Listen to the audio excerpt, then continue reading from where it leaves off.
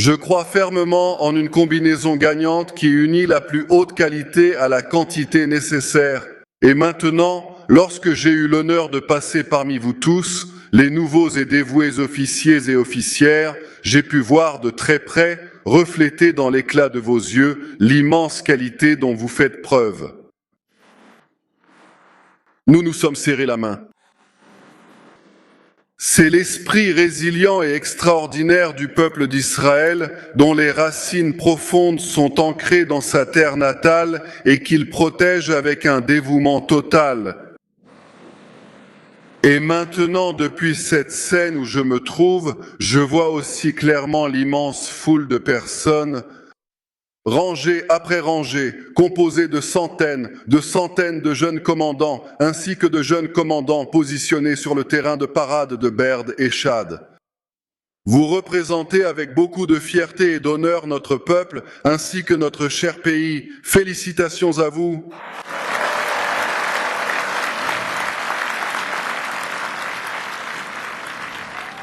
Le ministre de la Défense, Israël Katz, le chef d'état-major général, Herzi Halevi, le commandant des forces terrestres, le général Nadav Lotan, les principaux officiers des forces terrestres, le commandant de l'école des officiers, le colonel Eliab Elbaz. L'équipe de commandement et d'instruction de Berd et Chad, merci beaucoup pour l'excellent travail que vous avez accompli. Avec vous tous, j'embrasse nos proches, fils et filles des familles endeuillées. C'est grâce au sacrifice des héros tombés au combat qu'aujourd'hui nous sommes en vie, l'indépendance, et que nous avons atteint notre renaissance. Nous nous souviendrons éternellement de ceux qui sont tombés à jamais. Nous garderons et raconterons leur histoire de génération en génération et nous embrassons aussi tous ceux qui ont été blessés dans leur corps et dans leur âme. J'ai l'habitude de leur rendre visite régulièrement dans les hôpitaux et aussi dans les différentes institutions de rééducation. Leur force d'âme est incompréhensible et ces blessés héroïques sont toujours dans nos cœurs et nos pensées tout au long de leur parcours de rééducation. Chère famille, je vous remercie. Le long chemin vers l'obtention des galons d'officier commence chez vous. Les officiers et les officières ont appris de vous les valeurs d'amour pour la patrie, de dévouement et d'engagement, de contribution au collectif. Merci à vous, famille, pour le soutien apporté au nouveau commandant des forces de défense d'Israël. Vous participez à cette cérémonie et vous recevez également notre salut militaire. Et maintenant, pour vous, nouveaux diplômés du cours d'officier, hommes et femmes, vous gravissez un nouvel échelon et rejoignez le noyau du commandement des forces de défense d'Israël en ce moment. Vous réalisez le rêve de génération d'avoir une armée hébraïque qui est une forteresse et une protection pour notre peuple. Le poète Bialik a écrit « Revêtez-vous de courage avec une grande force pour venir en aide au peuple ». Une grande force pour venir en aide au peuple, vous vous revêtez de courage et votre courage assure l'avenir de notre peuple lui-même.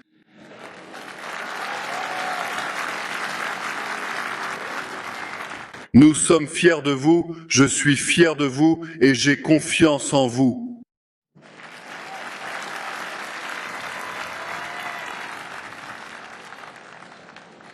Ce n'est pas la première fois que je suis ici. Même si je n'avais été qu'un simple cadet lors de cette cérémonie, je suis revenu à cet endroit à plusieurs reprises au fil de toutes ces années. Et il y a eu des années précises où j'ai pu écouter attentivement les conversations qui se tenaient en dehors de la cérémonie, juste là, sur le terrain de parade. J'ai déjà entendu des officiers vétérans demander aux nouveaux officiers « L'un de vous a-t-il déjà fait face à un vrai combat sous le feu croisé ? L'un de vous a-t-il déjà participé à un combat au corps à corps ? » Mais ces dernières années, ces questions ont pratiquement cessé d'être posées. Vous êtes tous arrivés à la caserne, préparés et forts d'une vaste expérience opérationnelle acquise lors des combats de la guerre d'indépendance. À certains moments de la vie, c'est une expérience extrêmement douloureuse, à cause de la perte irréparable d'un frère cher, la perte d'un frère au combat. Avant d'arriver ici, j'étais combattant. Et dès les premières semaines de mon service dans mon unité, à la Sayeret Matkal, j'ai perdu un ami très cher, celui qui est décédé, qui a rendu son dernier souffle et est parti juste ici, dans mes bras. Vous avez tous perdu des amis chers et vous avez continué d'avancer parce que vous avez très bien compris contre qui nous nous battons, contre quoi exactement nous nous battons et pourquoi nous nous battons maintenant.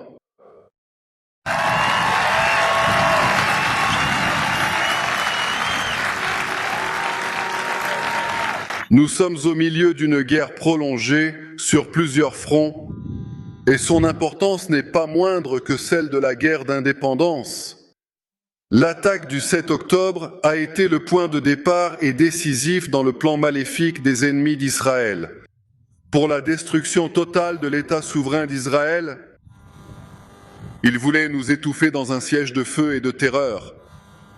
Ils pensaient que le terrible et brutal massacre cruel qu'ils ont commis contre nous allait nous détruire une bonne fois pour toutes. Mais nous avons finalement renversé la situation avec détermination. Les persécuteurs sont désormais persécutés. Merci.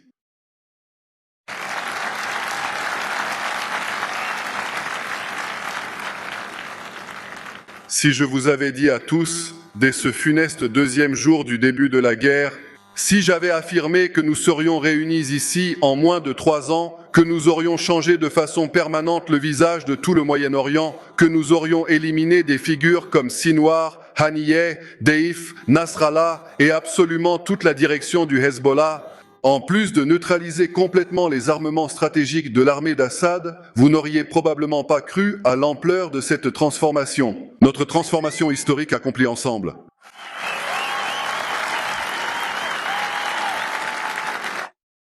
Beaucoup de membres du régime de terreur en Iran, qui ont vu leurs missiles et lanceurs de missiles détruits, n'auraient jamais cru que nos pilotes survoleraient le ciel de Téhéran et pourraient frapper n'importe quelle cible du régime de terreur. Quelqu'un y aurait-il cru? Quelqu'un y aurait-il cru? Cela aurait semblé être des histoires inventées. Le deuxième jour de la guerre, j'ai dit, nous allons changer la face du Moyen-Orient. Et grâce à votre courage, à celui de nos combattants, de nos commandants, de nos pilotes, de nos soldats et de notre peuple qui est resté ferme, nous sommes en train de changer la face du Moyen-Orient et l'État d'Israël est plus fort que jamais. Et si je vous avais dit, le deuxième jour de la guerre, que nous ramènerions tous nos otages jusqu'au dernier, que nous n'en laisserions aucun là-bas, qui y aurait cru? Mes amis et moi, nous y avons cru. Vous nous avez donné la force et nous avons réussi. Nous avons ramené tout le monde à la maison jusqu'au dernier, heureux. Et si je vous avais dit, ce 8 octobre-là, que nous allions opérer une grande transformation en nous, que nous allions surmonter la barrière de la peur, que nous allions prendre l'initiative, que nous allions attaquer, que nous allions trouver de nouvelles stratégies, que nous allions surprendre et que nous allions décider, qui aurait cru que nous serions capables de faire tout cela? J'y ai cru parce que je crois en vous. Et le peuple d'Israël croit profondément en vous. Mais notre conquête, notre plus grande conquête, est seul un aveugle, vraiment seul un aveugle ne verrait pas cela. Ils diront qu'il n'y a pas de conquête. Il y a des conquêtes grandioses. Je ne les ai pas toutes énumérées parce que je vous épargne.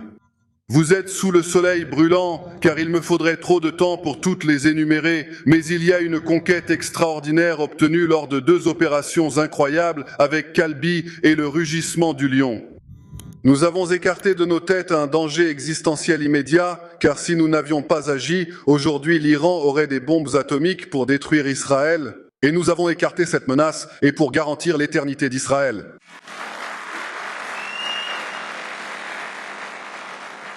Il reste encore des tâches à accomplir. Oui, il y a encore des choses à faire concernant l'Iran.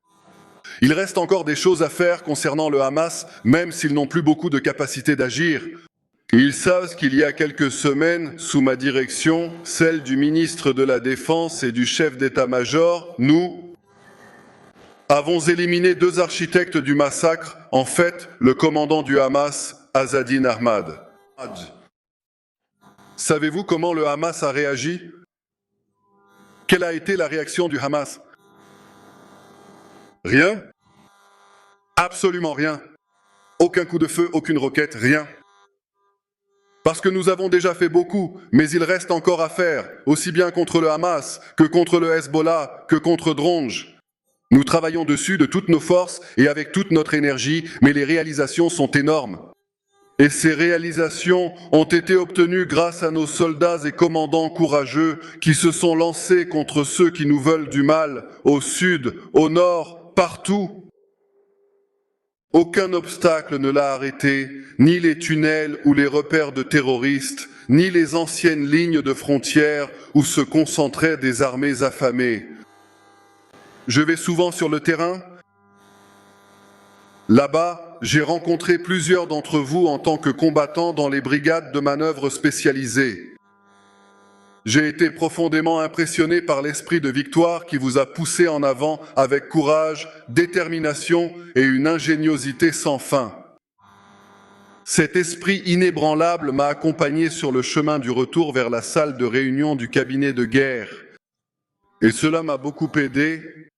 Cette détermination m'a donné beaucoup de force pour affronter toutes les pressions, qu'elles viennent de l'extérieur ou de l'intérieur. Et ce n'était pas facile. Ce n'était pas facile. Les pressions extérieures comprenaient l'interruption de l'approvisionnement en munitions pendant la guerre et personne mieux que vous ne sait à quel point c'est important. Et j'ai dû le dire à nos amis américains. Ils m'ont demandé « Comment allez-vous vous battre ?» Et je leur ai dit « S'il le faut, nous nous battrons avec nos ongles, mais nous allons nous battre. » Repousser les ennemis et les vaincre une bonne fois pour toutes. Et c'est ce que nous avons fait. Et il y a aussi eu des pressions internes. Des pressions internes ont aussi poussé à arrêter. À Khan Younes, ne pas entrer à Rafah, ne pas prendre le corridor de Philadelphie, ne pas avancer vers le Liban, vers la Syrie, et bien sûr, pas non plus vers l'Iran. Votre force, votre courage, votre esprit de combat m'ont donné, à moi et à mes collègues, beaucoup de force pour résister à ces pressions et je veux vous remercier pour cela. À Gaza, au Liban et au Yémen, en Iran et aussi ailleurs, ouvertement et secrètement, ils ont bien ressenti la force de notre bras. Nous avons fondamentalement changé les règles du jeu dans notre région. Et je le répète, avant tout, nous nous sommes changés nous-mêmes. Nous avons surmonté la peur avec élan, initiative et esprit offensif. Et notre point de fer s'est abattu sur tous ceux qui ont levé la main contre nous. Dans cette vaste région sauvage et indomptée, où nous sommes profondément enracinés, résonne une vérité absolue et limpide.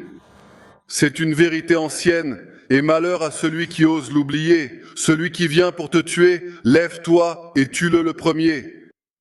Ne leur donnez jamais l'occasion de nous ôter la vie. Nous vivons au Moyen-Orient, une région turbulente, orageuse, profondément barbare et impitoyable. Et cette règle fondamentale que tout le monde ne reconnaît pas, je crois que la majorité du peuple brésilien la reconnaît. C'est extrêmement encourageant pour apporter de l'élan et une renaissance à la région de la Renaissance. Cela a conduit au fait qu'aujourd'hui, dans la région autour de Gaza, il y a le taux de croissance le plus élevé d'Israël. C'est l'image de la victoire. Au Liban et en Syrie, nous avons établi des zones de confinement qui empêchent le danger d'une invasion terrestre. Nous avons repoussé ceux qui veulent nous détruire sur plusieurs kilomètres. Nos forces sont positionnées au sommet de l'Hermon. J'ai trouvé certains d'entre vous ici et vous serez au sommet de l'Hermon. C'est un paysage à couper le souffle, mais surtout, c'est un paysage qui garantit notre sécurité. Nous contrôlons le sud du Liban depuis le sommet de Beaufort et nous resterons dans la zone de sécurité au sud du Liban aussi longtemps que nécessaire. Nous ne comptons pas nous retirer et je vais vous dire pourquoi. Nous sommes passés de zones contrôlées à des positions dominantes et les maintiendrons aussi longtemps que nécessaire. De là, nous protégerons les habitants du Nord et tous les citoyens d'Israël. Le ministre de la Défense et moi avons donné des instructions claires aux forces de défense israéliennes. Vous avez une totale liberté d'action pour neutraliser toute menace contre nos soldats ou contre les habitants du Nord. Nous avons confiance en vous, dans le chef d'état-major, notre équipe de commandement, les commandants de division, de bataillon, de compagnie, en chacun de vous. Nous avons confiance en vous pour agir correctement et vous apportons tout notre soutien. Et en ce qui concerne le régime maléfique de l'Iran, je dirai simplement ceci, avec ou sans accord, tant que je serai le Premier ministre d'Israël, l'Iran n'aura en aucun cas d'armes nucléaires. Nous n'autoriserons pas l'Iran à développer des bombes nucléaires. Messieurs, comme je vous l'ai déjà dit, j'ai terminé ici à Bahaï mon cours d'officier. J'ai été combattant. J'ai été envoyé ici. Je suis revenu en tant que commandant. Je dois dire que ce que j'ai appris ici m'a aidé non seulement en tant qu'officier et commandant, mais m'aide encore aujourd'hui. Vous avez acquis ici des connaissances très importantes et je suis sûr qu'elles vous serviront tout au long de votre vie. Pas très loin d'ici, en haut de ces escaliers, sur le mur de l'aile du quartier général de la base, est exposée la photo de mon frère Yonatan Yoni. Lorsqu'il reçoit le badge d'élève exemplaire du Premier ministre Yitzhak Rabin, de mémoire bénie. Je m'en souviens justement maintenant parce qu'avant-hier, cela a fait 50 ans depuis l'audacieuse opération de libération de nos otages à Entebbe. Lors de l'opération Yonatan, les incroyables capacités des combattants d'Israël se sont manifestées et en particulier leur dévouement à l'objectif. Des officiers de Tsahal qui crient « Suivez-moi, suivez-moi » pour accomplir la mission avec une excellence intransigeante.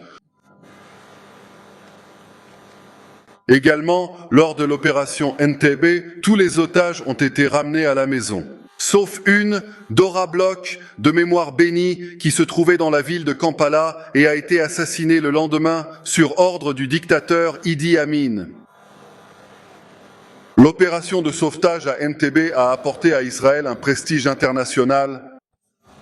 Puissance de défense pour Israël, gloire dans la lutte antiterroriste. La justice a vaincu le mal. L'espoir a finalement vaincu la peur. De la même manière qu'à cette époque, il en est ainsi aujourd'hui. Israël est en première ligne dans la lutte contre le fanatisme barbare qui menace constamment l'ensemble du monde libre. Nous sommes un petit pays, c'est vrai, mais nous sommes un peuple d'une force véritablement extraordinaire. Puissance au combat, puissance dans la technologie, puissance qui aide à établir des alliances avec les pays de la région et au-delà. Par-dessus tout, nous possédons ce que je vois ici lors de cette cérémonie de remise de diplôme et chez ces personnes qui sont dans les gradins. Nous avons une grande force humaine et elle est représentée ici, en ce moment même. Qui ? Chers officiers et officières, une nouvelle mission vous attend. La conscience du commandement qui vous attend vous guidera. L'exemple personnel que vous donnerez à vos subordonnés gravera en eux la volonté d'agir ensemble à tout moment et en tout lieu. La semaine dernière, j'ai rencontré des stagiaires d'un autre cours de commandant de peloton, le cours de commandant de peloton de la réserve. Des soldats de la réserve de 30, 40, certains de 50 ans, cela montre un esprit incroyable. Ils quittent leur famille. Ils laissent derrière eux leurs enfants bien-aimés, certains même leurs petits-enfants, et viennent de loin pour servir avec honneur comme officiers dans l'armée de défense d'Israël. Et l'un d'eux s'est approché de moi et m'a demandé « Monsieur le Premier ministre, où voyez-vous l'avenir de l'État d'Israël dans 30 ans ?» Et je lui ai répondu « Je ne prétends pas être prophète, mais je pense qu'avec certitude, je connais déjà la réponse. » Qu'est-ce qui détermine dans notre région et de plus en plus dans le monde entier? Le plus fort survit. Les faibles n'ont pas leur place, ils disparaissent. Et je vois dans 30 ans l'État d'Israël encore plus fort qu'il ne l'est aujourd'hui, grâce à des personnes comme vous, grâce à notre esprit, grâce à toutes nos capacités et surtout à notre esprit de combat. Et c'est le grand changement que nous avons apporté dans l'histoire de notre peuple, car jusqu'à la fondation de l'État d'Israël, nous étions comme des feuilles au vent. Nous avons été persécutés de pays en pays, massacrés, exilés, et lorsque nous sommes revenus sur notre terre, nous avons fondé un État, créé une armée, et nous avons restauré la capacité de défense du peuple d'Israël, notre capacité à nous défendre par nos propres moyens. Vous incarnez cette capacité, vous êtes les commandants et les commandantes, nous préservons notre indépendance, nous garantissons notre avenir. Vous êtes un rempart protecteur pour notre pays. Merci beaucoup et bonne chance de tout cœur. Action!